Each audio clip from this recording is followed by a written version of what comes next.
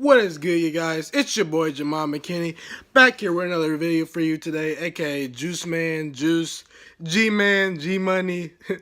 Y'all can even call me Webby if y'all want. Y'all not hip to people that be calling me Webby, but you can call me Webby if you want. I got y'all hip, so do that if you want. But anyway, like I said, I'm getting a little bit off topic. Welcome to the YouTube channel that I have. Once again, I'm bringing you the Juice Alert. Today, guys, we're going to talk about the top 4 teams that I think will make the college football playoffs at the end of the college football regular season, and the 4 teams that will be competing for the national title. Now, guys, real quick, before I start this video and get into all this stuff, I wanted to shout out Ryan O'Neal, Dominic Wilcox, my cousin Jerry, Mari So Sick, and my boy Keba as well. Thank you guys for shouting me out. I do appreciate it. Thank you for showing love to the channel. I also wanted to shout out Jack Huffman, Martez Cuff, Kobe Williams, and Shane Coates for helping me name this channel overall. So thank you guys for helping me. And like I said, guys, I didn't say, but go subscribe to the channel if you haven't already. Like the videos. If you haven't already, view the other videos I posted. I have a Michigan, Ohio State video posted. I also have other videos posted, so view those things. Show the love to this channel so we can continue to grow. Now let's get into it.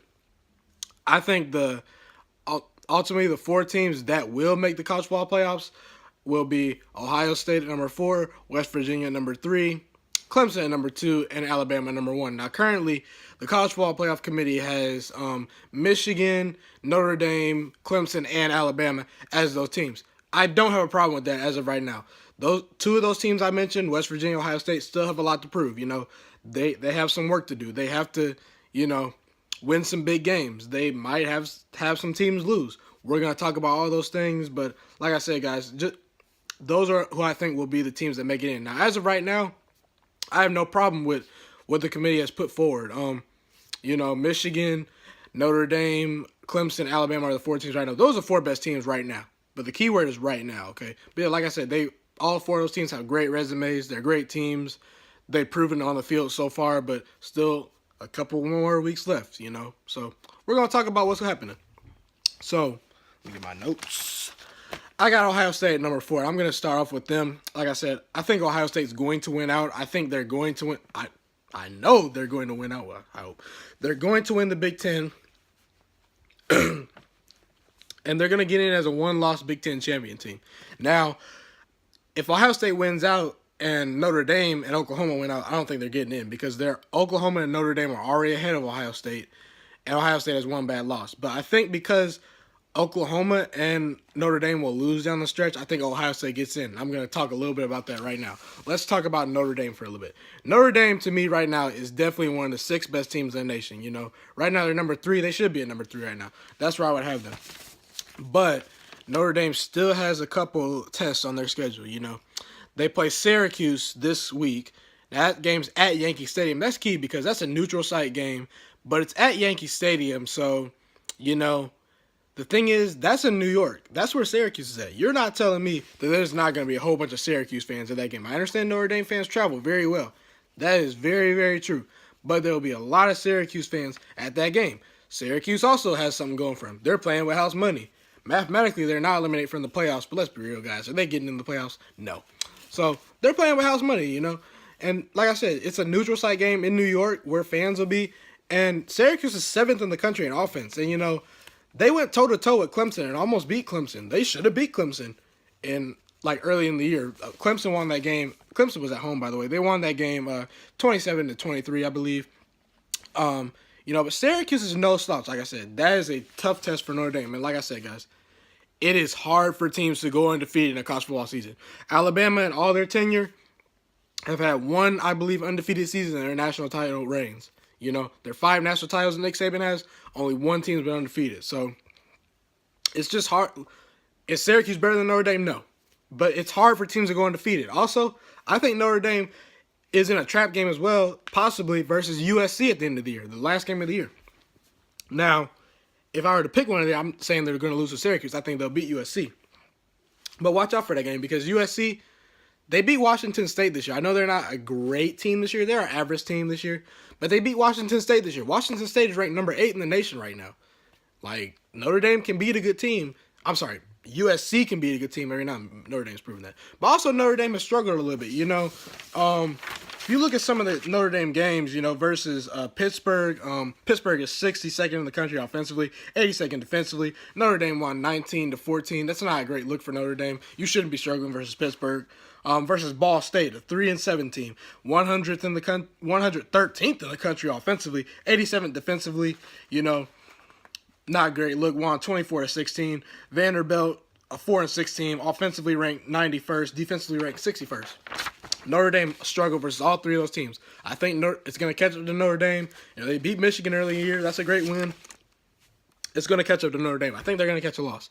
Also, Ohio State, like I said, is going to win out, like I said. The tough game is Michigan. I already previewed that game a little bit. I might come back to that game preview when the time comes, but we'll talk about that later. But anyway, Ohio State is at home. They're averaging a lot of points at home. They scored 77 points at home in one game, 56, I believe, 49. They're scoring on average, I think, around like 47, 49 points per game at home. Michigan on the road has struggled this year, okay? Versus Northwestern. They struggle on the road versus a team that's ranked, I believe, 102nd in the country as far as offense goes. Versus Rutgers, Michigan did what they needed to do. We're not even going to talk about Rutgers. We're going to talk about the relevant teams on the road, okay? Versus Northwestern in the first half.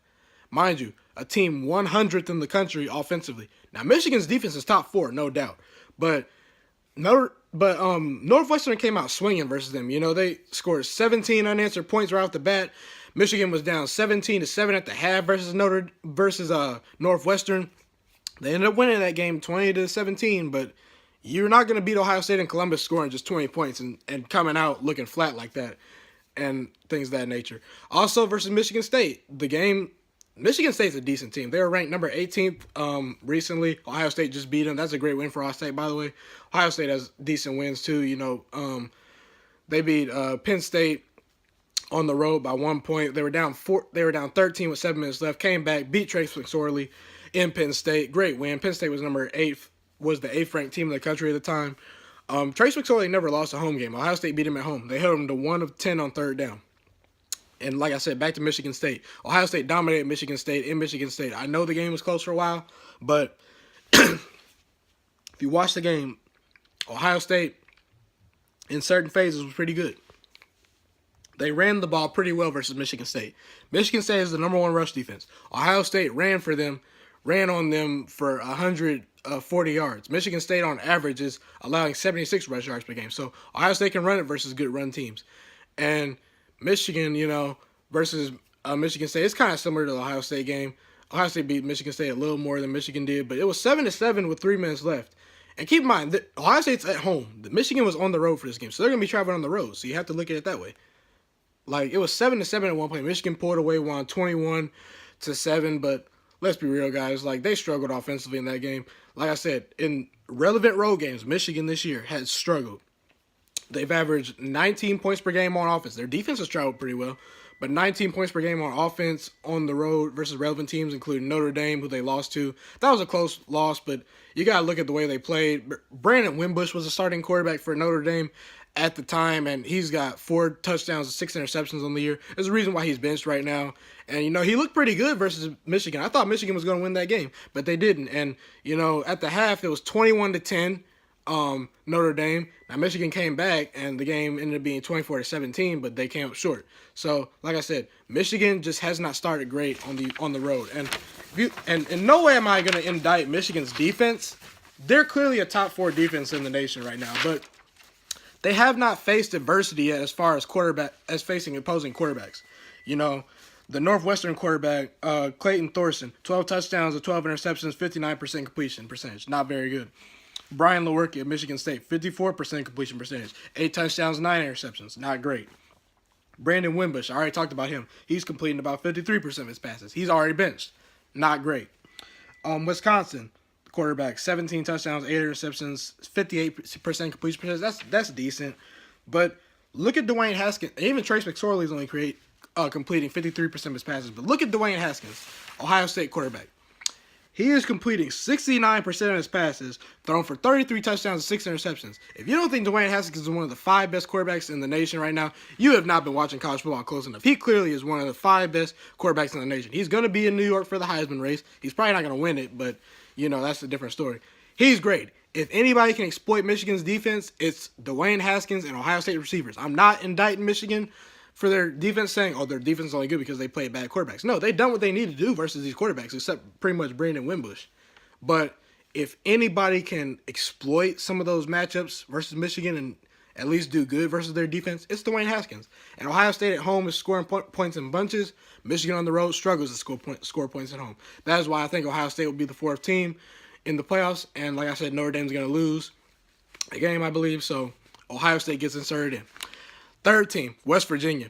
West Virginia, to me, is the best team in the Big 12. They have a great quarterback. Will Greer's completing like 66% of his passes, I believe. 33 touchdowns, 8 interceptions on the year. He's had a great year. He'll be in New York for the Heisman race as well. He's not going to win it either, but he's going to be there. They have David Stills and great receivers. David Stills, 6'4", has 12 touchdowns. He's an amazing player. The thing about West Virginia, though, is, the Big 12, I don't even think the Big 12 knows what defense is anymore. Like, they actually play defense. They're 24th in the nation in defense. That's a pretty balanced football team considering they're top 10 in the country as far as offenses scored. You give me a solid defense with an offense like that, they're going to win a lot of games. And they play Oklahoma at home the final game of the year. Now, if that game was in Oklahoma, I'd probably pick Oklahoma. But it's not. It's in West Virginia.